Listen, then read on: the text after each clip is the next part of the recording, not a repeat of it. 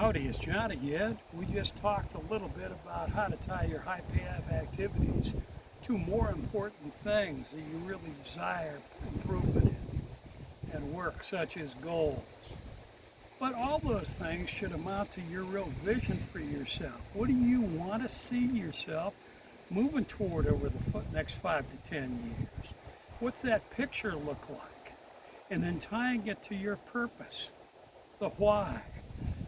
There's got to be some passion associated with that. If there isn't enough motive, if there isn't enough passion, you aren't going to do it anyway. Because these things will require stretch. Your mission, putting your mission in place, how you're going to get there, and what are the tactics that you're going to use to move toward those things. And can you track those things? Because tactics kind of merges into the activity, the high payoff activity, that you need to set for yourself on a weekly and even a daily basis. And you got to track that stuff. I track that stuff daily and then look at it weekly and bring it into an accountability session with peers of mine, other business people that I've worked with and worked on, and they've worked on me.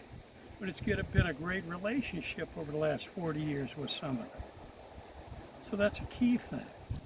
And once you discover what those high payoff activities are, as Pareto would say, the 20% that generates 80%, generates the greatest results, we need to start filtering out some of that 80% that generates 20.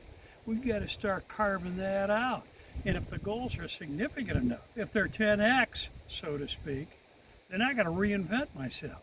I've got to change what my attitudes are. I've got to change what my actions are, my behaviors are. And so it can be pretty substantial. I need to then look at my time picture, what my week looks like. Where am I going to do these things? If I don't want it, kiss it off. There's no reason to even go any farther.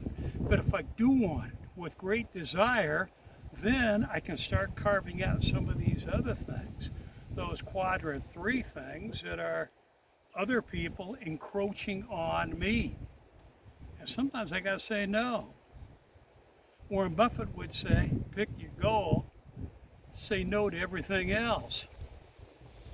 Maybe that's the way it should be.